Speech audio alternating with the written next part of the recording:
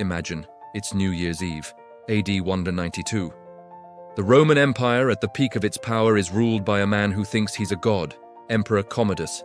He's not just an emperor, he's a gladiator, a showman, a tyrant. But as the year ticks over, his reign is about to come to a shocking, bloody end. His own inner circle, tired of his madness, has him strangled in his bath. Rome breathes a sigh of relief, thinking the nightmare is over. They have no idea it's just the beginning. The death of Commodus doesn't bring peace. Instead, it plunges the empire into a year of chaos so wild, it would be called the Year of the Five Emperors. With Commodus gone, a respected senator named Pertinax takes the throne. He seems like the perfect choice. He's experienced, disciplined, and wants to undo the damage Commodus caused. He tries to reform the military, refill the empty treasury, and restore order.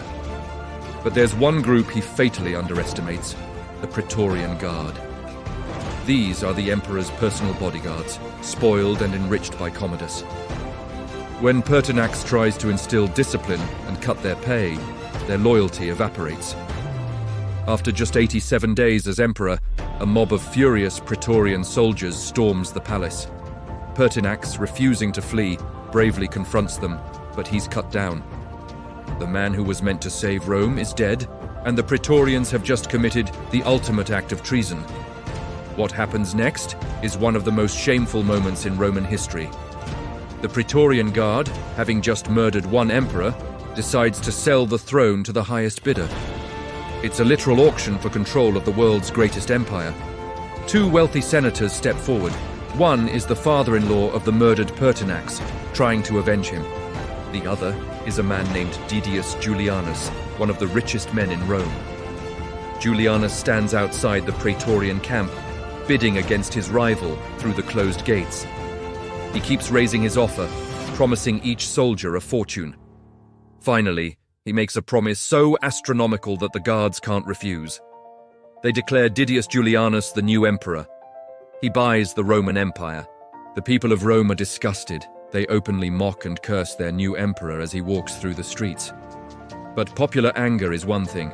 The real threat is far away, on the frontiers. The powerful Roman legions stationed in Britain, on the Danube, and in Syria hear of the chaos in the capital. They are furious that a bunch of palace guards sold the empire. 3 powerful generals, each commanding a massive army, decide they've had enough. In Britain, there's Clodius Albinus. In Pannonia, the formidable Septimius Severus, and in Syria, Pescennius Niger. All 3 declare themselves emperor, and all 3 begin marching their armies toward Rome. The auction is over, and a devastating civil war has begun. Of the 3 generals, Septimius Severus is the closest and the most decisive. He promises his soldiers riches and glory, and begins a lightning-fast march on Italy. Didius Julianus, the emperor who bought his throne, is in a panic. The Praetorian Guard, who he paid a fortune for, have no interest in fighting Severus's battle-hardened legions. His support melts away. The Senate, sensing which way the wind is blowing, declares Severus the rightful emperor and sentences Julianus to death. A single soldier is sent to the palace, where he finds the terrified Julianus cowering alone. His final words were reportedly, "But what evil have I done? Whom have I killed?" After a pathetic reign of just 66 days, the emperor who bought the world is executed. Emperor number 3 is gone. Septimius Severus enters Rome without a fight, taking absolute control. He is emperor number 4. His first act is to deal with the treacherous Praetorian Guard.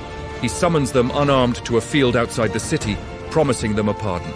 It's a trap. He surrounds them with his loyal legions, strips them of their rank, and banishes them from Rome. He then gets clever. He still has 2 rivals to deal with, Albinus in Britain and Niger in Syria. He can't fight them both at once. So, he makes a deal with Clodius Albinus, offering him the title of Caesar, essentially making him his junior partner and heir. With his western flank secure, Severus turns his full military might east toward Pescennius Niger. The war between Severus and Niger is brutal. Their armies clash across Anatolia in modern-day Turkey. Severus is a brilliant and ruthless commander, and his legions are unstoppable. After a series of decisive battles, Niger's forces are shattered. Niger himself tries to flee, but he is captured and executed. His head is cut off and sent back to Severus as proof. With his eastern rival eliminated, Severus now controls the entire eastern half of the empire. But his alliance with Albinus in the west was always a sham. It was a temporary truce, and both men knew it.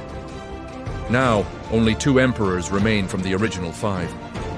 The final, bloody showdown for control of the Roman world is inevitable.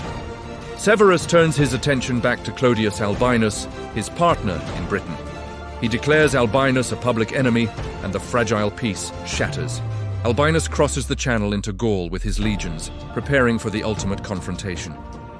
In AD 197, near the city of Lugdunum, now Lyon in France, the 2 largest armies the Roman Empire had ever assembled face each other. It is said that 150,000 Roman soldiers fought that day, Roman against Roman. The Battle of Lugdunum is an absolute bloodbath, the largest and most destructive battle of the entire civil war. For a time, it seems Albinus might win.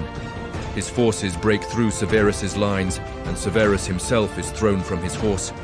But he rallies his men for a final desperate charge. The tide turns. Albinus's army is crushed, and he takes his own life rather than be captured. Septimius Severus is now the undisputed sole ruler of the Roman Empire. He is the 5th and final emperor of that chaotic year. He returns to Rome not as a savior, but as a conqueror. He executes dozens of senators who had supported his rivals, seizing their wealth and terrorizing the aristocracy. He transforms the government from the old, semi-republican system into an open military dictatorship. He famously advised his sons on his deathbed, enrich the soldiers and despise everyone else. The year of the 5 emperors was over, but it left a permanent scar. It proved that the throne could be taken by force, setting a dangerous precedent for centuries of civil war and instability. It marked the beginning of the end for the classical Roman Empire and the start of a new, more brutal era. The story of AD 193 is a stark reminder of how quickly even the greatest empires can descend into chaos. From a debauched emperor playing gladiator, to an auction for the throne, to a world-spanning civil war, it's a year that fundamentally changed Rome forever. The fallout from these events would echo for centuries. If you want to see how the new Severan dynasty solidified its power and what other crises awaited the Roman Empire, make sure you subscribe and hit that notification bell. We have so many more incredible stories from history to share with you. Thanks for watching, and we'll see you in the next video.